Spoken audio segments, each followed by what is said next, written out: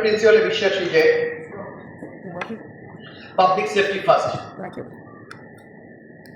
Regardless any condition public safety is the first things. আমরা ওটা maintain করবো এবং ট্রেন চালানোর জন্য যতটুকু করা যাবে ততটুকুই করবো। লাস্ট নাইটে যে ইনসিডেন্ট হয়েছে,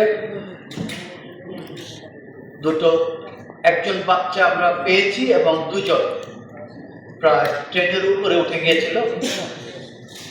আপনারা যদি চান আমি ভিডিওটা দেখাইতে পারি সবার জন্য। এটা একটা খুব ইম্পর্টেন্ট জিনিস যে মেট্রো কি লেভেলের ডিফিকাল্টিস ফেস করতেছে এবং অপারেশন কন্টিনিউটির জন্য আমাদের যে জিনিসটা দরকার সেটাও করতে পারতেছে কিনা।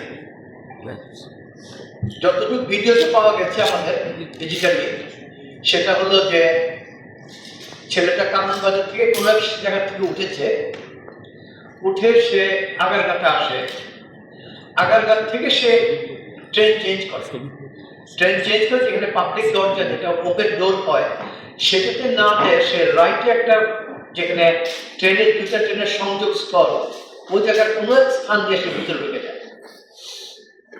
ওইটুকু পর্যন্ত আমরা ট্রেস করতে পারছি ভিডিও ক্যামেরা।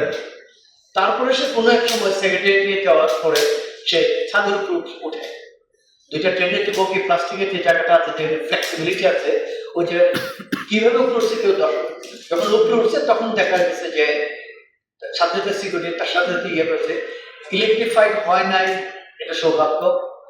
আরো হয়তো আরো বড় কিছু হইতে পারতো, ঠিক আছে, সাপোর্টাইজ হইতে পারে, আপনি জানি না আসলে। তো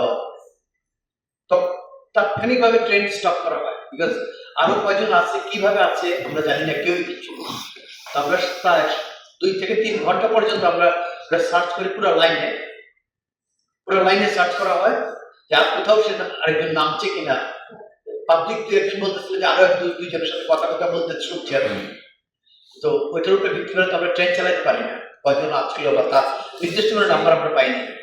তো যার জন্য আমরা ট্রেন পুরো ট্রেন সব রাত্রে 7:30 প্রায় সার্চ করেছি ফিজিক্যালি, এবং সকালবেলা সুইপিং ট্রেনেও আমরা সকালে সূর্য আলোর সাথে সাথে আমরা পুরো ট্র্যাক চেক করছি ফিজিক্যালি যে কেউ পাওয়া আছে কিনা বা লুকায় আছে কিনা বা কোনো সাপোর্টেজ প্ল্যান আছে কিনা,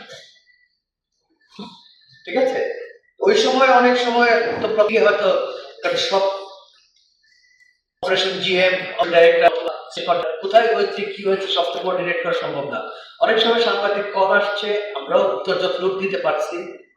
তো উত্তর এটুকুই দেইনি আমরা, যেটাতে পাবলিক মিসইনফরমেশন হয় আমরা অ্যাভয়েড করছি না দেওয়ার জন্য, যাতে পাবলিক মিসকনসেপ্ট না ক্রিয়েট করে, পাবলিকের মনে যাতে কোনো ভীতি না।